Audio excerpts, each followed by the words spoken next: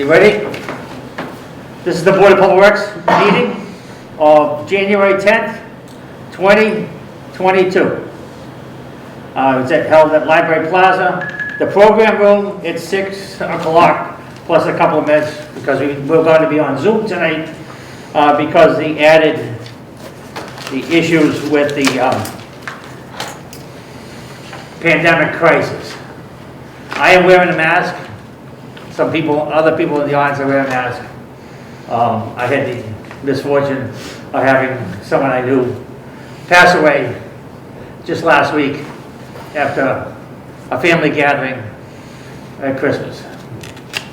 So it's still out there and it's still real.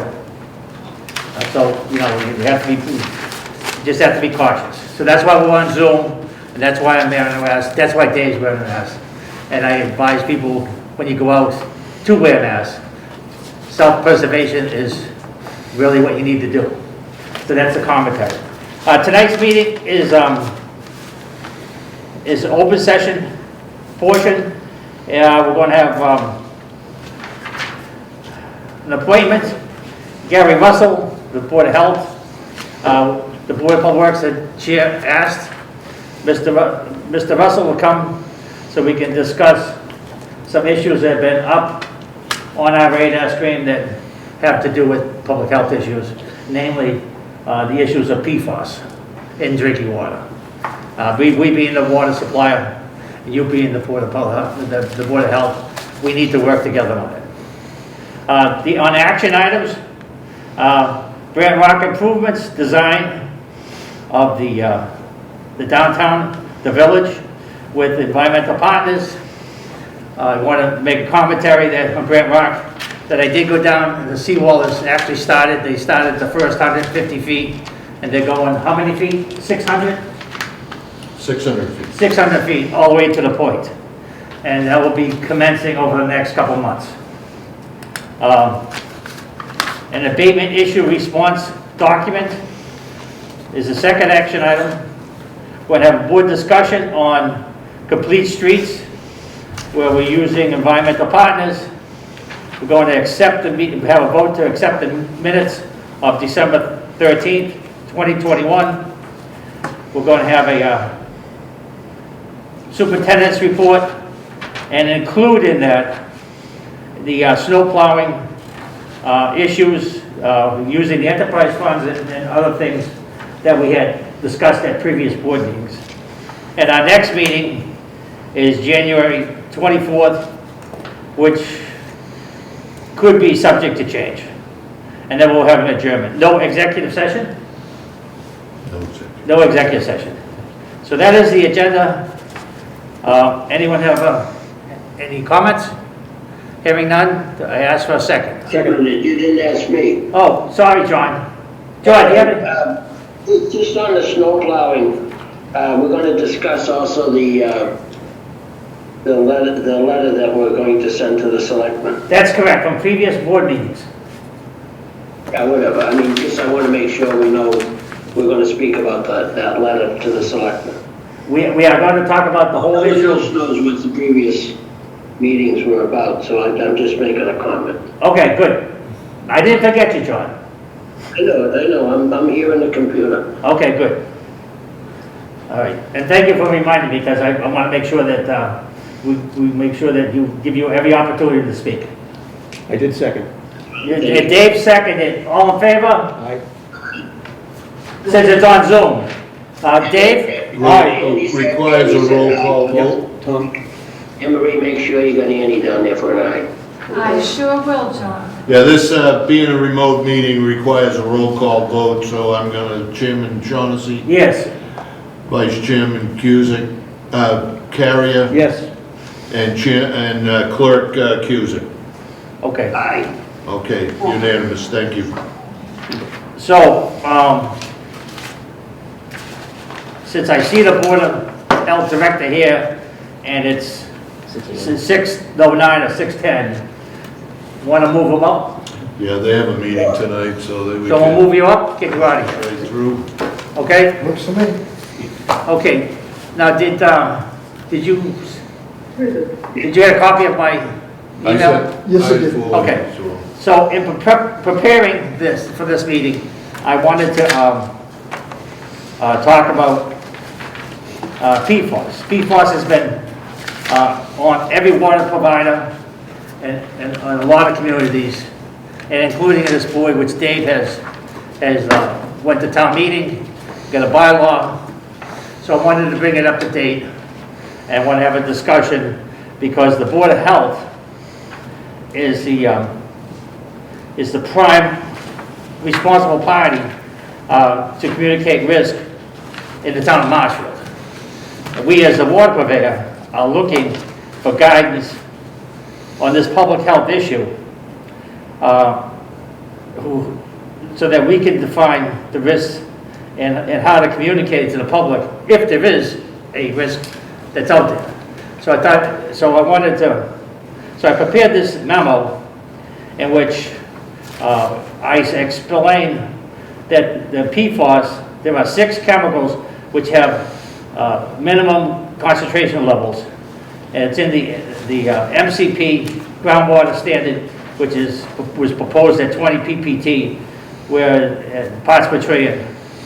Although the federal government has a little bit of a different standard, EPA is a little bit of a standard. Other people have a different standard, and it's still in a flux. And I listed the 6 contaminants that have MCLs. It's PFHXS, PFHPA, PFOA, PFOS, PFDA, PFNA.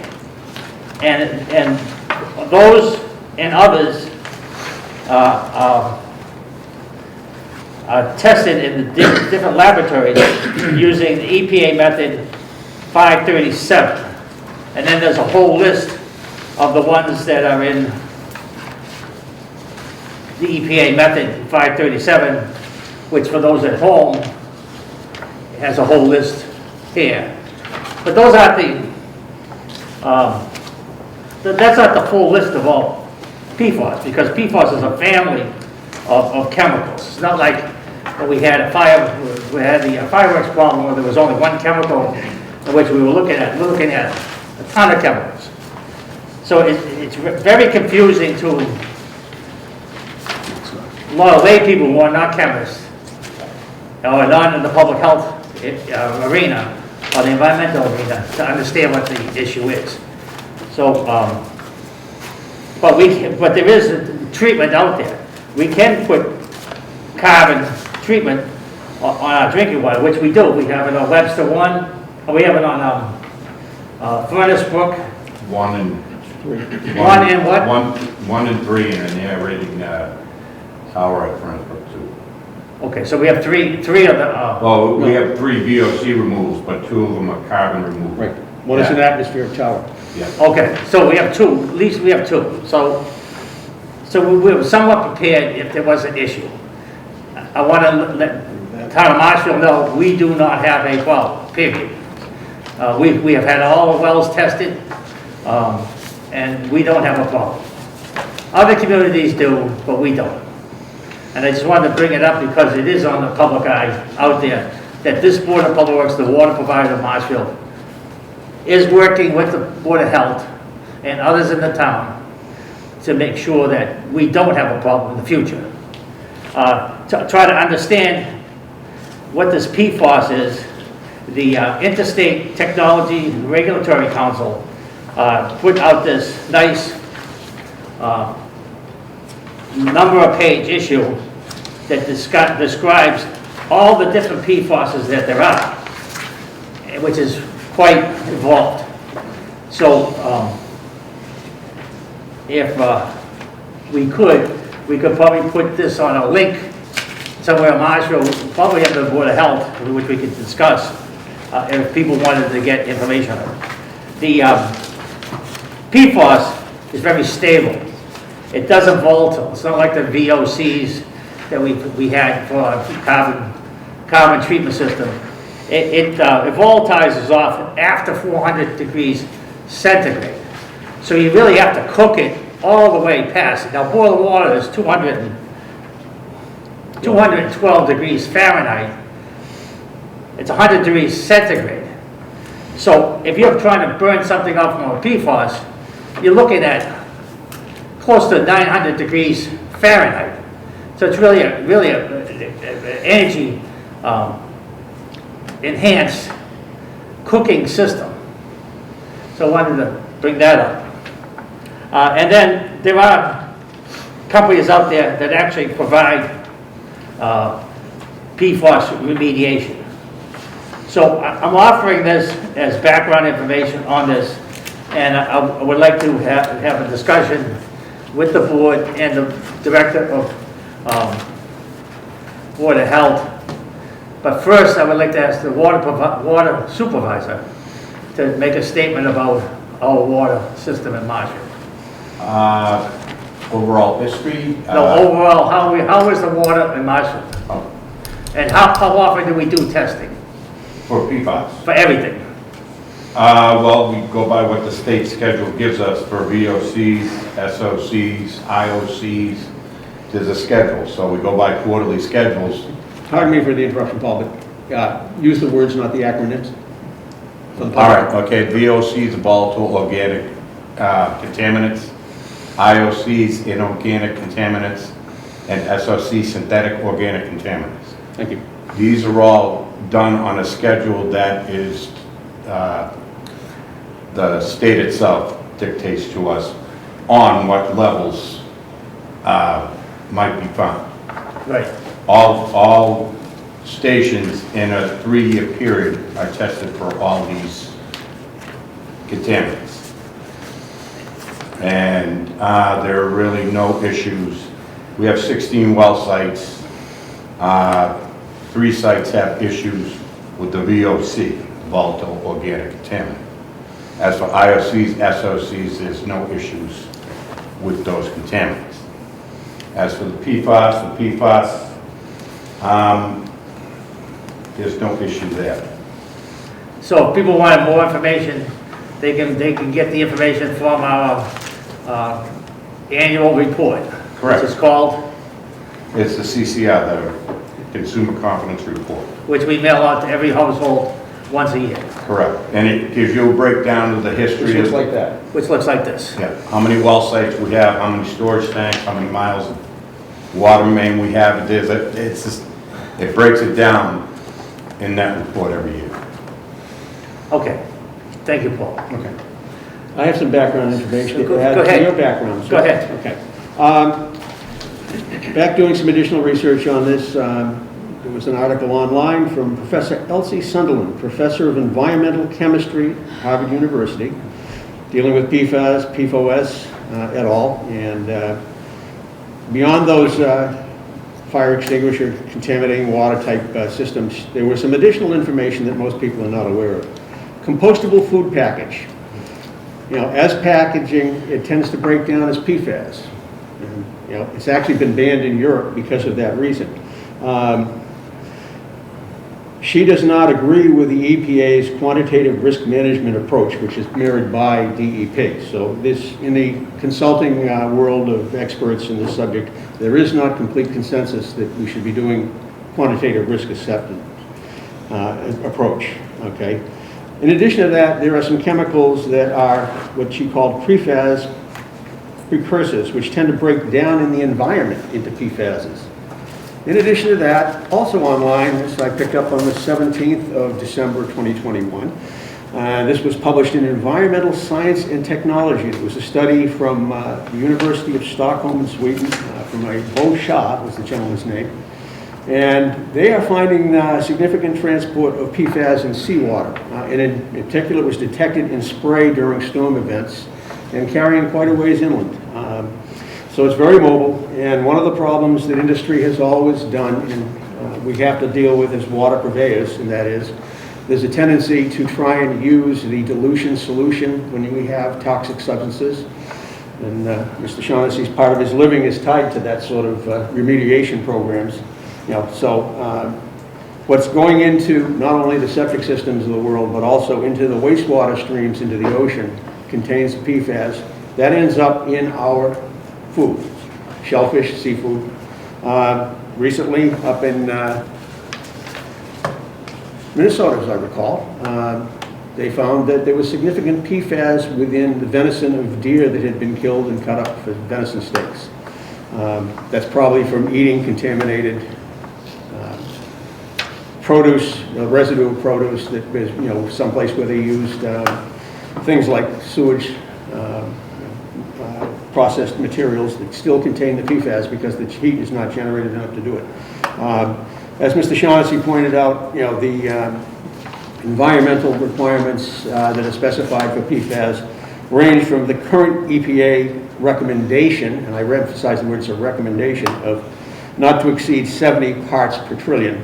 That is under review and probably going to be modified. The lowest one I've seen was from the New Jersey Department of Environmental Protection, and they set PFAS at a limit of 14 parts per trillion. Maine, I know, has in the state done 20 parts per trillion, as has Massachusetts. A lot of people don't know it, but New Jersey has one of the largest natural aquifers in the Pine Barrens. And so they are very cognizant about trying to protect that. And it doesn't surprise me that they have a higher standard than Massachusetts, because we ran into exactly the same thing when we established the bylaw that was revised to include the PFAS, when Osmos was coming around pumping insecticide in front of our well sites, particularly Furnace Brook 3, Webster 1, and Webster 2. So, and the chemical, Mass DEP did not consider a hazard, but New Jersey did. And it did display to me some things that I've seen references of potential carcinogens. So this is a moving target, and the emphasis that we put in to try and to modify the bylaw was in order to be out front with it, to prevent any concern that was coming in to do work within Zone 1 or Zone 2 from coming in and introducing PFAS, and we required that they had to demonstrate that there was nothing else they could use, and also that if they were going to use that, they had to take remedial action to prevent it from getting into the groundwater. I believe we should be out sooner with educating the public, not later. That's my position.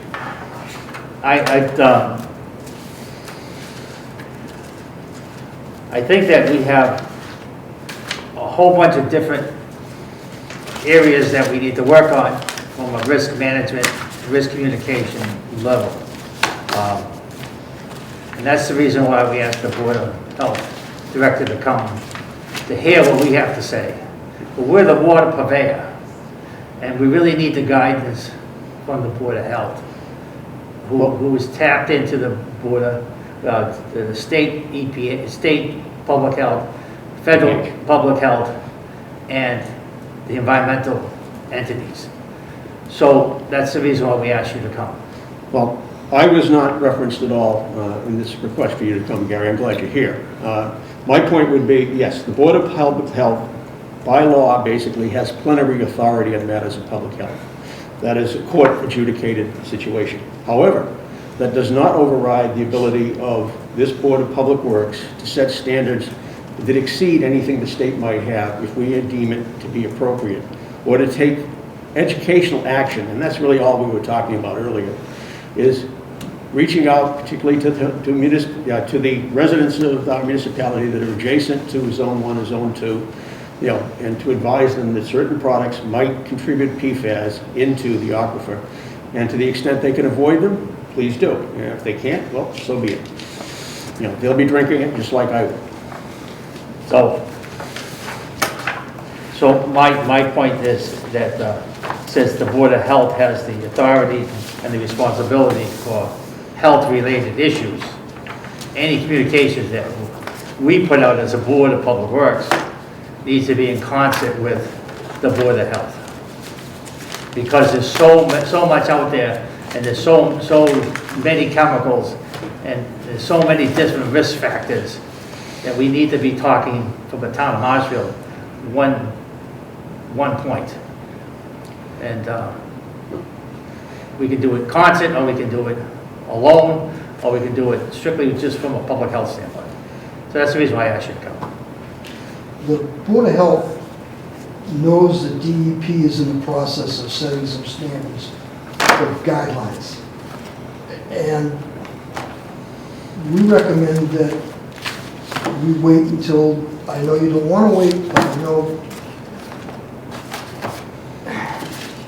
I guess what I'm thinking of is it goes with quarantine for 10 days, and now we're going to quarantine for 5 days, and wear a mask.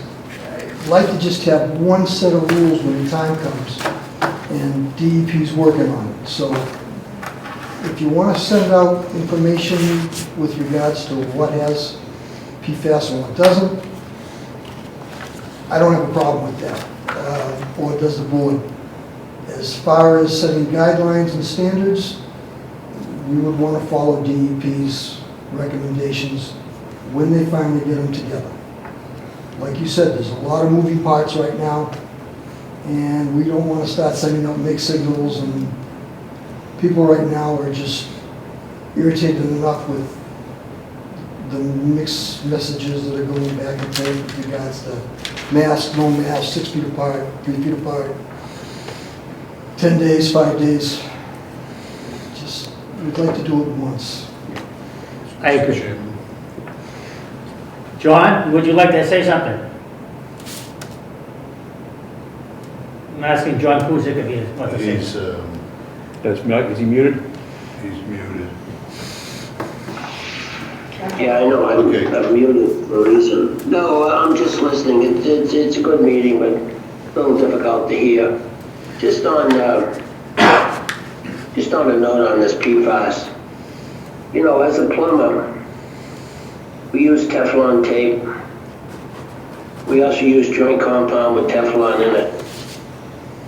And the documentaries that I have been watching, PFAS is in everybody's blood if you want to go test for it. Yep. So this stuff is everywhere. So it's good that we're addressing it. It's not in our water at the wells, but I wouldn't be a bit surprised if someone tested it at their kitchen faucet. Because joint compound, there is a joint compound with Teflon in it. Teflon's also in cooking utilities. It's in dental floss. So I don't know what to I don't know what to say to the general public. It's something we need to watch, but I know it's not in our wells, and if it is, it can be tested, but it's not there.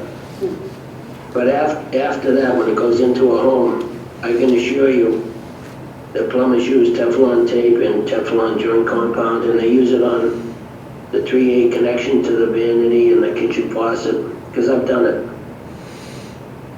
Not knowing that how bad this PFAS is, I have no idea. So that's something maybe that could be addressed through the state and the DEP, is to Teflon tape and Teflon joint compound, which is just a lubricant on the threads, but it's very widely used by plumbers on the final connections to sinks, on the half-inch connection up top and the 3/8 compression coupling on the shut-off valve.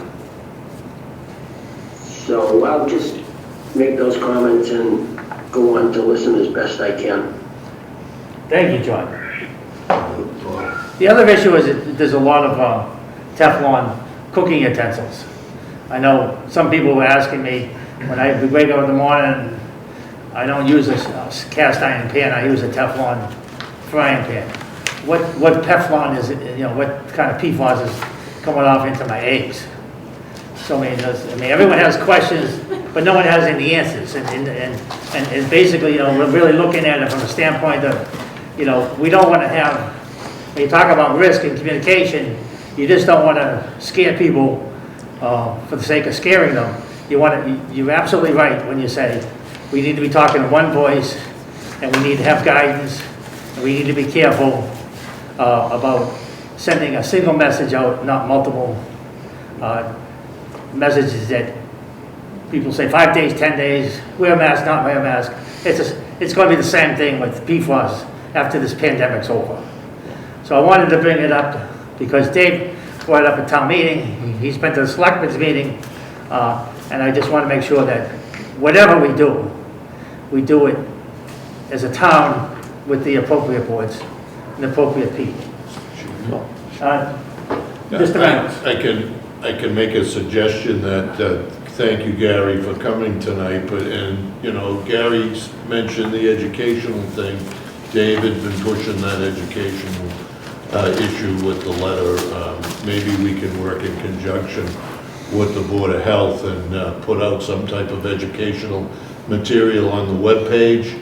And in the report, we could get something out in the report. And as Dave mentioned, maybe the abutters of our wells that we could also send a letter out to. One thing I would like to point out that supports the case for the abutter notification would be the fact that, for example, Furnace Brook 4 well site. That is the one well site within the Furnace Brook aquifer that does not have any treatment requirement at present. And we basically had PFAS values of 7.3 back in April, and it went to 7.9 for the 6 PFASs in June. It dropped back down again in July at 7.2. It jumped up to 10.2, and we did see a general increase, probably because of the heavy rain we had had. And the thing I think we need to do is make sure we're keeping the trend going and keeping track of any variances that occur, so that we get a real handle on what, if you like, our median average value is running at, and what seasonal effects show up to affect it, and how can we mitigate those as part of the education process. If it's fertilizer related, for example, on lawns, then we can discourage that, type of thing. The other thing is, and this is off of the Center for Disease Control's website. They have measured at least 12 PFASs in the blood serum of participants aged 12 years and older who had taken part of a national health and nutrition exam back since 1999. That's a pretty significant number of PFASs showing up in blood serum. Another piece that ties into this is I believe it was Denmark has actually done a study in the EU on birth weight and examining what the PFAS has influence on that and other aspects about birth weight and height. And it does seem to have some correlation, although it was one study of 1,400 odd pregnant women at the time. So, this is a subject that as much education as we can get to the public, I think the better off we are. There's no way to turn around and say, you're prohibited from using something. But there is a way to say it's not in your best interest to do it. We do it with cigarette smoking. We've taken that action with regard to nitrates within the water system. And we've done the same thing with basically antibiotics, reaching out over the time that I've been associated with Public Works in Marshfield, where we encourage people, dispose of your antibiotics in someplace other than the septic system or the sewer system. And for a good reason, because it creates resistance in the microbes we're trying to kill with them, if you get it out in the general public. And we did that without a lot of, to my knowledge, supporting DEP action or the health action for the state or the federal government. So it just made common sense. Okay. So the bottom line is, Marshall does not have a problem, but we do need to have some communication out to the public. We will put it in our CCR report. We would ask the Board of Health to help us with that. We'll give you some input. All right, and make sure we get the right communication that goes out in the public document. We are concerned about anyone that's within the zone 2 that is actually close to well fields. We did change the bylaw on what's in the zone 2 a few years back. These isolated chemicals are under that umbrella, but we need to be real focused on where we are, because we do have a good water supply. We have had problems in the past, in the 90s, which were, for some of us, it's like yesterday, but there was, some people would say it was ancient ago. But we just don't want to go back to that aspect. Gary, you want to say a final word? before Gary, just to chime in, one of the things we did on town meeting floor, yourself and I, Mr. Shaughnessy, was defeating the zoning article that would have allowed the photovoltaics within Wheeler's Pit. Right. Okay, and one of the places where PFAS is found is in electrical insulation. No, that was a good move at the time. Definitely. So Gary, would you like to final word? We're gonna work with you guys as far as getting the information out. Obviously, we want it accurate and like to do it just once, not mislead anybody, just, so we will work closely with you folks. Great, thank you. I want to thank you for coming. Actually, I have one question, if you don't mind, Mr. Sure. Is DEP approaching any point in time where they're actually going to be putting out like a list of products that contain the PFAS 1 through 6 that we are currently being regulated on? Not that, no, I don't know. But you're aware of it? I'm not, that's not part of my regular job. Okay. No, I didn't know if it was We can being talked inquire about. on that through the DEP, I think we should. if there's any list of products with the 6. We'll take a look also. So that's a good question the Board of Health could ask. Excellent. Okay, let's go on to our action items. I want to thank the Board of Health Director, Gary Russell, new to Marshfield, fairly new, for coming, and hope to see you in the future. Thank you for having me. You're welcome. Thank you, Gary. Thanks, Take it Gary. easy, guys. Have a good evening. Action items. Grant Rock Improvements Design, Environmental Partners. I'm turning this over to the superintendent. Okay, yes, thank you, Bob. We went to town meeting back in October to get the funding to begin the design, complete the design of the Brant Rock after we've come to on the final acceptance of what we're going to design. So we've met, we've come to an agreement, and we've given the charge to environmental partners. And this is their proposal for a task to be added to our program that we have with them now. So the total for the construction, for the design is $89,200, and that was voted on at special town meeting in October. So it's task 1 is the preliminary design shall be made. What does it do with it? The preliminary design is to perform the survey base plan that we worked on in 2015. The supplemental topographical survey will be collected at the south corner of Ocean Street at Island Street intersection for about 100 feet. And then the site walk will be happening within the next week, and survey is going to try to get out there. And with the little bit of snow that's on the ground, it should be all right for survey to get out and get the preliminary done. Is there any snow left down in Grant Rock? No snow. No snow. Was the last to get it and the first to be gone. So that's, this is the agreement for the engineering and supplemental services for the Brant Rock improvements. So the question I have, Tommy, there talks about the bid document will provide the construction identified in phase 1 only. What is the difference between phase 1 and phase 2? Well, we were gonna do these in phases. Right now, the phase 1 was to get the design and the sidewalk on the east side of Brant Rock completed and the island.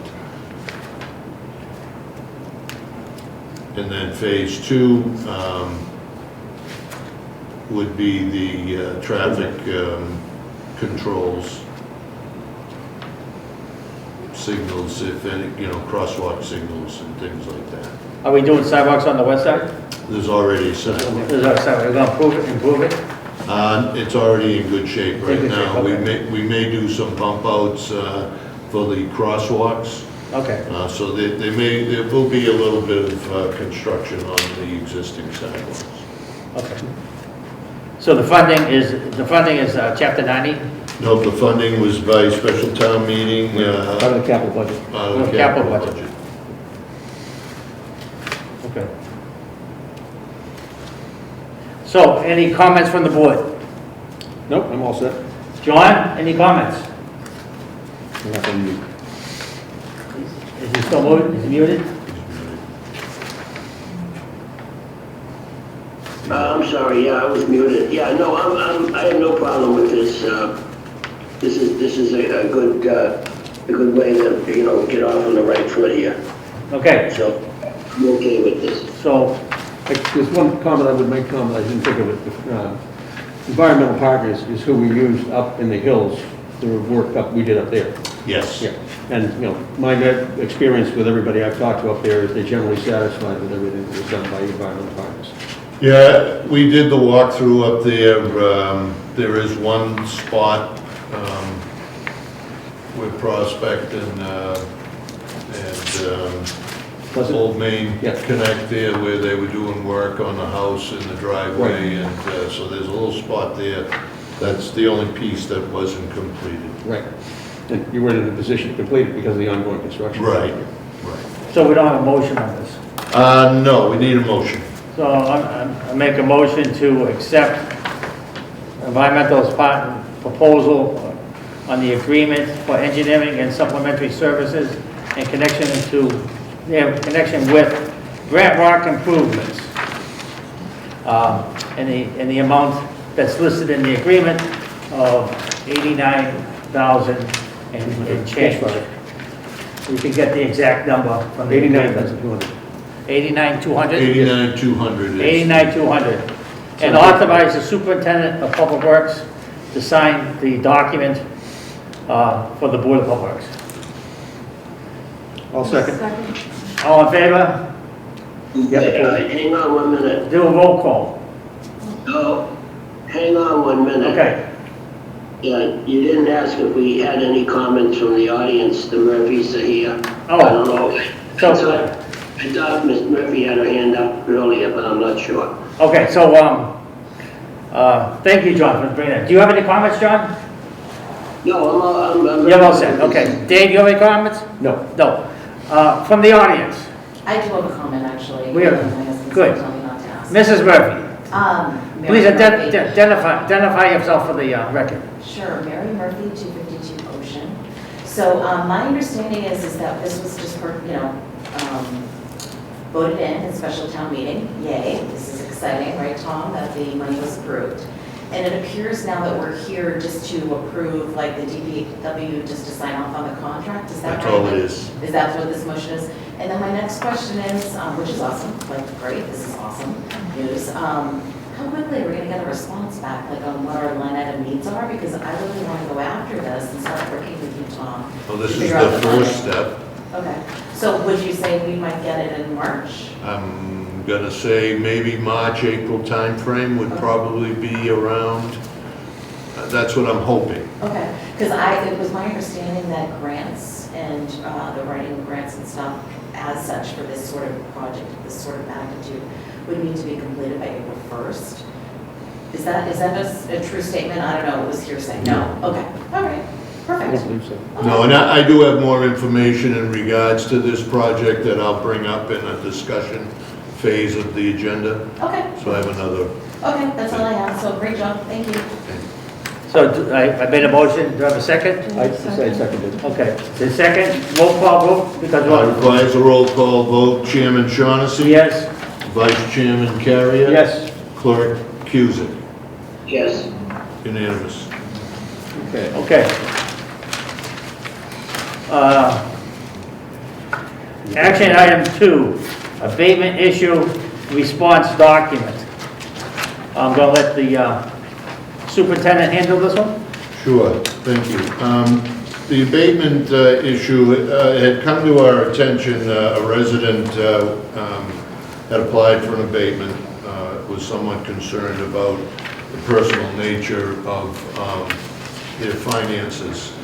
And so what I reached out to town council, and town council has informed us that we can go into executive session to discuss an abatement with a customer based on personal finances confidentiality. So he has written out a motion that we need to follow if and when we use this.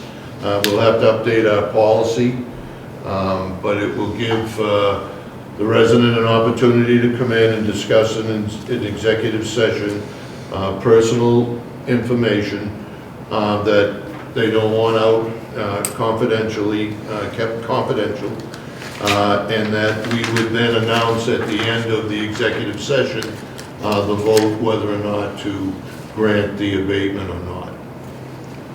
Okay, so we do have a draft letter, which I think we need to update based on Based on that email, yes, I think we need to And we can update rewrite it. this and bring it back to a future board meeting. Does that make sense? I think, yeah, let me have an opportunity to sit with Dan. I haven't really had an opportunity to talk with him about it. So I want to pass over the letter. I don't disagree with passing over the letter at this point in time, but I have a question. In the discussion with town council, is there some kind of review that we conduct within the executive session that determines whether or not, in fact, what the resident's concern is a legitimate one for executive session? Do we get town council's opinion for that or anything like that? Well, I think what I read into it was that anyone that comes before the board, any of their personal financial information, it would be up to them to have it in executive session or in an open session. And then, but on the process, once we get in, is that, I think we'd have to. But I was just dropping back on experience with it in the past. We get the documentation as to whether or not they meet the financial criteria or don't. And we don't divulge that to anyone other than to say they meet the criteria or they don't. Right. So I don't see quite where this is going. I didn't see what the exchange was with town council. Perhaps you could forward the. So you can forward the email. Yeah. And I'll do that. I asked the question. Thank you. I asked the question to Tom because we're on cable TV and we're on Zoom, and if someone coming in and they're having a hard time, they don't want to be having it on TV that they're having a financial problem, and they're asking for some relief. So I thought, I think, to answer Dave's question, in the past, we've either approved it or we've denied it based on the information that was provided to us. And we haven't run into an instance where we think that there's more information available that's not being provided, and the individual doesn't want to provide it. And therefore, we offer to them to come in front of the board to explain it. Okay, so And this that's is kind of a new scenario for us, where they'd have to come in and provide their. okay. So they would be providing the information for the first time in executive session to us. Right, Okay. right. I mean, and it's not everybody that requests Right. to come back before the board. It's Normally, unusual. we make a decision in-house. It either stands or And doesn't. if they don't agree with it, that's when they ask to come to meet with the board, so. okay, It's not something that happens a lot. no, but the reason why I asked the question to you, Tom, for town council, is that one outlier, we want to make sure that their personal information is kept private. And what is the law that allows us to do so? So that's where I was coming from on that, Dave. And you never know. Okay, that is the end of the action items.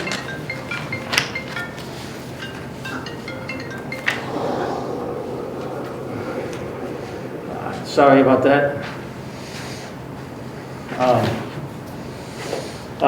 Board discussion, complete streets, environmental partners.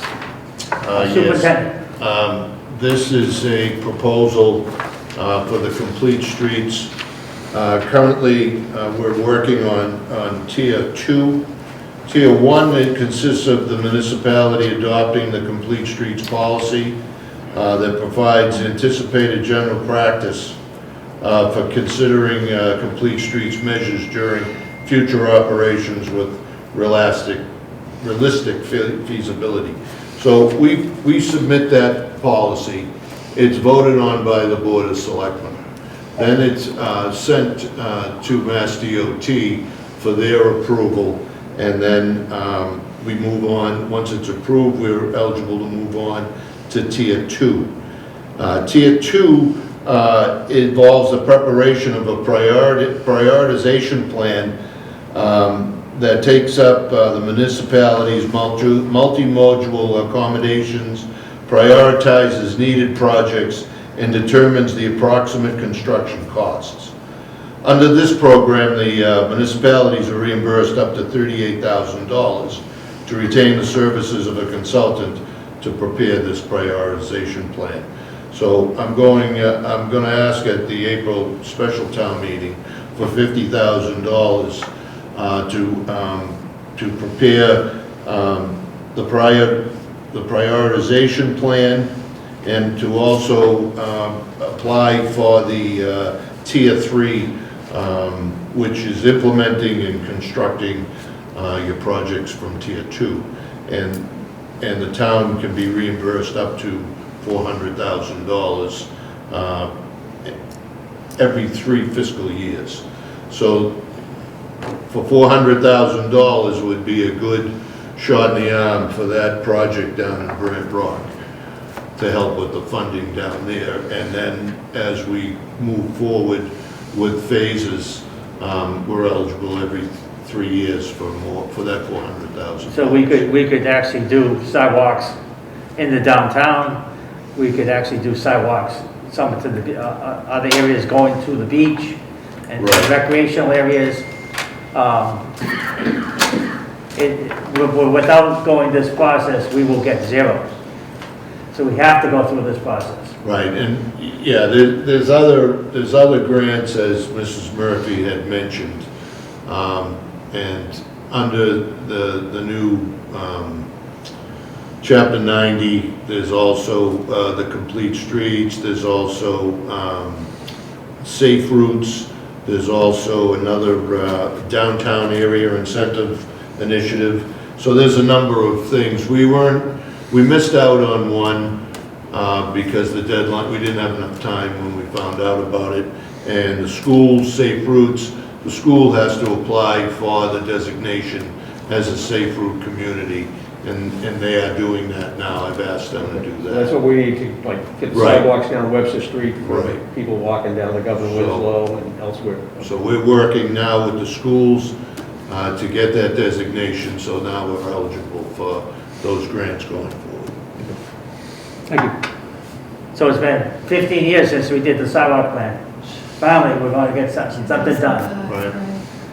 So, any comments from the audience? I have one. I do. I want to say like back in March, we were talking about this policy and stuff. I guess, why is it taking so long to like kind of move it forward? You know, like, I think May 2021, you were talking about street sweeps with Webster walkability, and I guess, what is that process? Like, can you provide some insight into that? The Complete Streets, developing that policy that needs to be voted on. It was voted on by the selectmen in August. Okay. I retired in August.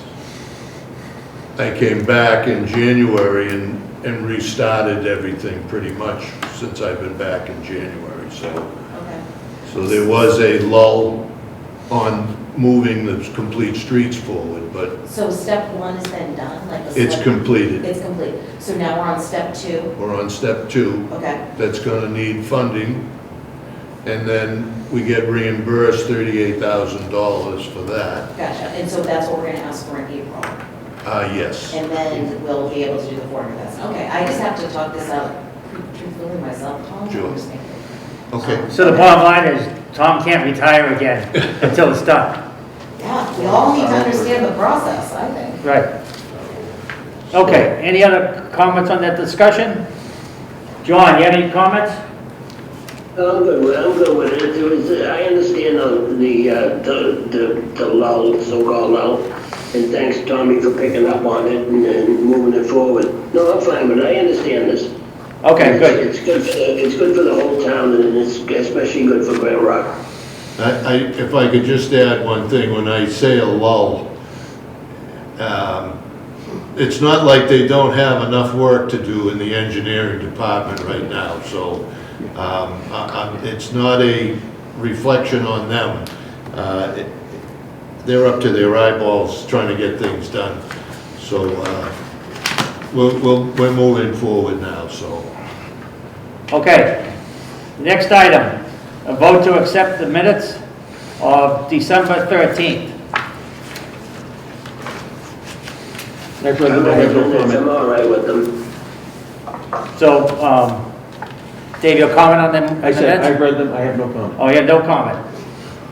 John, you have no comments? No comments. They were well written. Thanks, Anne Marie.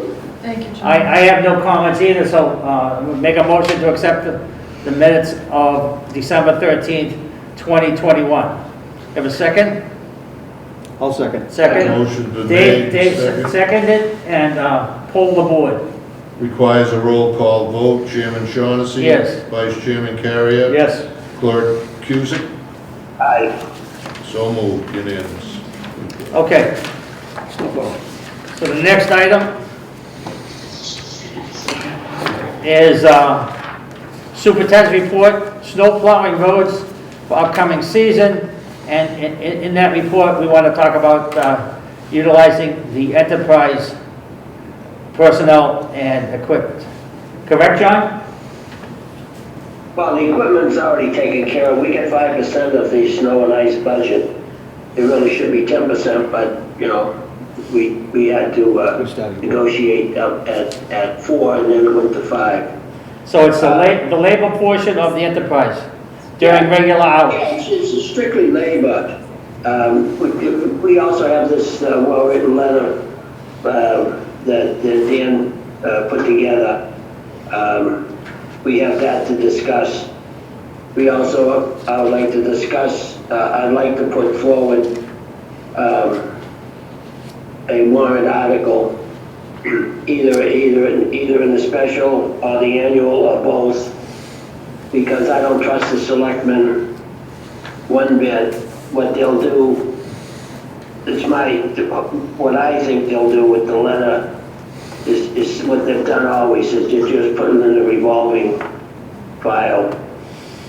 So we can move forward with the letter, let's see what they do, but I'm gonna move forward with this article. If you'd like me to read it, I will. No, we can, we'll take it up at the next meeting. Then we No, should I won't have have, time, Bobby, I won't have time to get this thing in. I wanna get the, no, we won't have time. 25th. The warrant's open now. okay, fine. So I'll read it. If anybody wants to edit it, I'll send it to Anne Marie, she could send it out.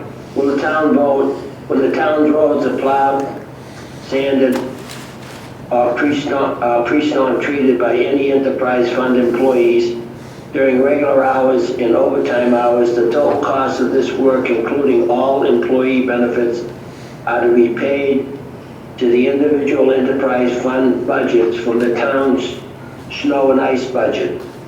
The treasurer collector will furnish to the DPW a budget line item.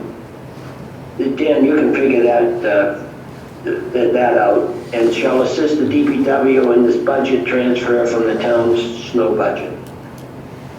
So let's have a discussion, not on the wording of the letter, but the concept at the board level.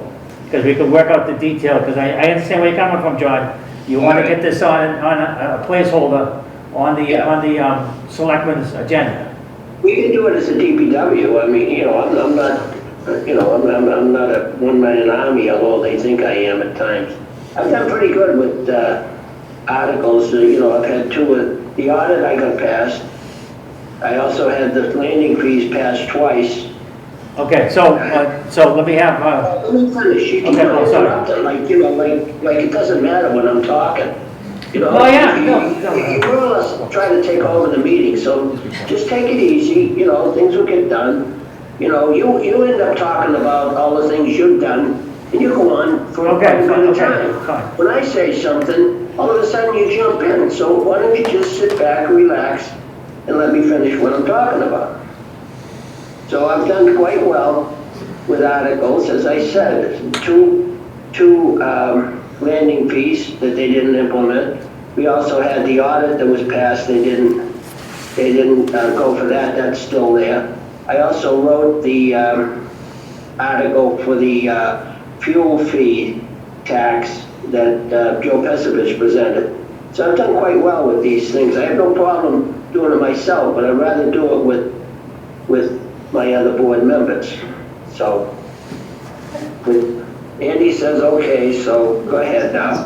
That's fine, she said. Okay. Okay, so the reason why I said, John, that we can work the wording out, you just need a placeholder that if the board is really going to push forward, we can say conceptually, are we for or against moving it forward to get a placeholder for town meeting? That's what discussion on the floor. Okay, all right. Okay, that's, you know, we don't have to actually wordsmith what goes in the article, we just want to discuss, are we for or against moving it forward to an article to town meeting? So I'm putting that on the floor. Do we want to put an article from board level, moving forward, defining the labor portion being used for snow plowing, from the enterprise employees? David? I have no problem with putting forward a specific article to address the issue. However, since the selectmen get to decide what goes into the warrant, it may or may not get You there. gotta speak up. I said, John, I have no problem doing the article, the warrant article. However, since the selectmen get to, you know, determine what goes in the warrant, it may not get in there. They have done that before to us. They may do it again. Well, yes and no. I mean, we can also, we can do a citizen's petition, or we can do, you know, they can't stop us from putting in a DPW article, you know, but let's put a little special. I support putting in the article, John. I was just saying what I think the actions of the selectmen will be. Well, then we'll put it in as a citizen's petition. Fine. So, John, this is Bob Shaughnessy, and Go ahead. my position is, if you want to put the articles moving forward, I would suggest that since Dave approved it, there's 2 votes on that. I would support the article that you want to put to the selectmen, but I would also recommend that you put a petition for a citizen's article to bring it up also, in case they stop it before it gets to the warrant. Okay, I'll do that and have it sent, I'll send it to Tom and, well, he can't send it all out. You know, what I read here is basically covers it. I don't know what else to write, you know. So, yeah, okay. So, I'm gonna make a motion to support John Cusack's initiative on the labor portion of enterprise employees for being funded by the snow budget. Correct. Do I have a second? Second. All in favor? Aye. Aye. Oh, we got to Requires a roll call vote. Chairman Shaughnessy? Yes. Vice Chairman Carey? Yes. Clerk Cusick? So moved. So moved. So you got the board support, you work out the wordsmith with Dan, and then put your article as a private citizen. And do you want to do the placeholder? Yeah, do the placeholder. We do the placeholder, because we just voted to do so. You work out the wording with Dan, and then you do your citizen's petition also. Yeah, I understand. All right, what do we do with, thank you, by the way. Thank you, Dave. What do we do with the letter that was December 13th that we were gonna send, or we will send to the Board of Selectmen, because the citizens petition and the placeholder might make a difference for them when they read this letter, because one way or the other, one way or the other, the enterprise funds employees are gonna be reimbursed by that snow and ice budget. So what we'll do is we'll bring the letter up at the next meeting, and then we'll send it to the selectmen from that point. And you'll also have at that time, you'll have it on the agenda for the town meeting. Right, I will, you don't need any signatures for the placeholder, we just need 50 for the special. Okay. We just have to have it in by Tuesday, the 25th. So our next meeting is what? 24th, yeah. Monday, 24th. Yeah, it was voted on the Monday the 3rd, I think, if I remember right. the open. 3rd through the 24th, Yeah. the annual town meeting. Oh, okay, all right. So we have a meeting before it has to be in, but you work out the details with Dan and Tom. Yeah, I'll do that for the placeholder and the citizens petition, but I also think that the special town meeting warrant articles are a little bit further into January. I did read it, I just can't remember. They open on the 24th. Yeah, they open on the 24th, They close first week in February. February 7th or 8th. Yeah, okay, all right, that's for that will do for the That's the for the special. special for the citizens petition. Okay. One thing I need to point out, That's in February, that'll take, with COVID, it's a little, I'll get the signatures, but it's not like before where you could get them in a couple of hours, everybody's getting sniffed. And I don't blame you. I don't blame them, but, okay, thanks for that. That should go at the bottom, just All right. don't get upset. All right, Andy. That's my secretary right here. Okay. All right, thank you, Ann. yeah. Just, the 22nd is actually Saturday, Mr. Chair. the 24th is Monday. Andy's 24th. right here listening to you guys. So And that's when the warrant closes. That would also be the next Monday for our meeting. Right. The 22nd is Saturday. Okay, so you need to have it in before the next meeting. Yeah, I'll Okay. have it in at the select, I'll have that, well, I hope to have it, if the special closes in February. No, but you have to have the wording in before Monday the 24th For the annual. for the annual. Yeah, okay, all right, no problem on that. Okay, okay. All right. So, anything else on the superintendent's report? Yes, I just wanted to give you a brief update on what's going on down with the seawall. They've demoed about 50 feet of the seawall. They're building the berm as they move along so that they can access the wall to demo it.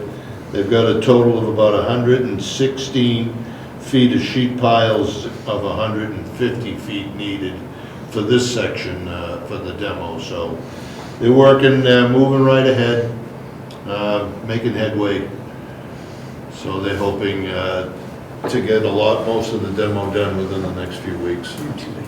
I was down there last Thursday, as I mentioned earlier in the meeting, and I did talk to them, and it's nice to see that we're getting closer to the end of the seawall construction on this side of Green Harbor. Right. We still have to do the other side of Green Harbor, and we still have to do the soft shorelines. So, but from this commissioner's standpoint, this is going to be my 20th year being on the board with a little time off. And my focus has always been Brant Rock, seawalls, and clean drinking water. And I haven't changed in 20 years. A little bonus. I know that the next phase of applications for dams and seawalls is coming, and maybe that's what Mrs. Murphy may have been alluding to, is that April is the beginning of that seawall dam grant program. So we're looking at, you know, maybe the next 600 feet. We're determining that in-house right now. As you go around the point, Right. We in the need- high road. We're working, well, yeah, there's revetment there at the old clam shack, and then further up, there's, we're doing the cap on the seawall up, further up on the high road. Those are the storm damage that we're doing through FEMA reimbursement. We still have Green Harbor. We're in Brent Rock. No, I'm saying, we still have Green Harbor. Right, Green Harbor's next. Right. Once we move, we're moving down the coast. Right. So they're doing the beach nourishment there right now, so that may help us, you know, for a few more years there. Yeah. Mrs. Murphy, I'd like to ask a question, Tom. So, are we thinking the clam shack, like, that's not gonna be rebuilt, right? Like by Charlie's old clam shack? Or is that next, like, 2022? That's, well, I mean, we're moving down the coast, so the 600 feet we're doing now between north and south. Then the next section of seawall, and then you get to the revetment there just beyond Charlie's. And then there's more seawall up top. So are you going directly down the coast, or is there like bits and pieces that you're like excluding? We're trying to move forward right down the coast, following each step. Okay, cool. Another question, sorry, Chairman, if I can ask. no, wait a second. We still have the section of Bluff, Ocean Bluff, That, which is on a different pathway that is a different design, design. and it's a different application for the grants. Yeah. But we did get design money for that, so we are working on that now. We're hopefully around the 1st of February, we'll be having, asking the residents to come in for a meeting to go over preliminary design. Okay. One last question is, so Chairman, you probably noticed when you were down visiting Brent Rock and on the Brent Rock beach, as well as Tom, you probably have seen this jetty, right, is underwater at high tide. All those rocks have kind of been dispersed, and I was talking to the harbor master about 2 weeks ago about jetties and, you know, funding, how can we get that updated? And I was informed that that's actually not a real jetty, and that the DPW is the folks that are responsible for that. So I was wondering if you and I could kind of work together to figure out, like, what is that plan? How can I help you? So that we can in turn, I feel like, rebuild that, because you can't, and Eric and I went out there, you can't walk like you used to on the jetty out because of all the rocks and the pounding that's happened. And I feel like that jetty in some ways really helps protect, like, our little beach area. Well, that's a very high velocity area right there too, and, you know, the permitting is all Army Corps, Okay. funding is all Army Corps. So all of that similar to, I mean, like the jetties entering the harbor, the harbor master is applying for grants to realign those. He already did. Right. So, and I'm just like, how can we in Brant Rock, because like, and I Googled Brant Rock Jetty, and guess what? Nobody calls it anything other than the Brant Rock Jetty. Like, everyone refers to it as that, but maybe not the maritime definition might not be. So how do we work together? Like, I'd have to look into that a little bit more. I'd have to find out whether it's jurisdictional of the Army Corps, or is it coastal zone management? Okay. We have to Or find just out let the me know, permitting. how can I help you? Because like, you know, I want to make you successful, so if I can help you in any way, Thank you you. need to let me know that. Sure. And if you have an actual contact at the Army Corps, like, I'm happy to reach out for you on behalf of the town. No, I'd have to research that too to find out who, I mean, I know who Mike deals with. Okay. So it's probably the same office. Yeah, and I mean, I'm happy to even write the grant, like, if we can get on it now for next year. Again, I just feel like it could save our little community. Sure, thank you. Okay. Any other items? No, that's it. I got one more question. Sure. It's for Dave on the, Dave, when you did the citizens petition, is there any, I have that in my computer, you know, a draft. Is there any forms that they've changed from the clerks, from the Reese, or it's just, you make your own? No, she has the forms, you know, for the signature pages and things, that sort of thing you're talking about? Yeah, is that something that's, yeah, I thought that you did say that you did get some forms from the Reese. Right. She will prepare the, you know, you submit, she'll put it onto the, she'll put the draft of the article onto the signature pages for your application, once you submit it to her. And then, you know, the thing to remember is it goes to the selectmen first. Yeah, I remember that now, I did note that. So I'll submit her the language for the citizens petition and also for the placeholder. The placeholder we usually do through the staff itself, through the superintendent. We submit them all at once. All right, so Tommy, you'll get the one for this, for the placeholder, and I'll provide Maurice with the draft of the warrant article. It won't be a draft, but it will be what needs to be signed by the 50 residents. Sure. Okay. All right, I understand. Okay, anything else? No. Okay, so our next meeting is the Monday, the 24th, and Dan, can you bring the letter that John had referred to on the labor costs for snow and ice? Yes. That we can review again? Yes. I think that's the only comment that I have. Make a motion to adjourn the meeting. Poll the board. Dave seconded Actually, it. John seconded it. John seconded it. Was it John or Ann that seconded it? It was John, I heard it. Andy seconded that motion. Okay, Yeah, I seconded, she said it. okay, fine. What was your, where? They want. So John Kuzic, you have to poll the board, Tom. To adjourn, Yes. it requires a roll call vote. Chairman Shaughnessy? Yes. Vice Chairman Carey? Yes. Clerk Cusick?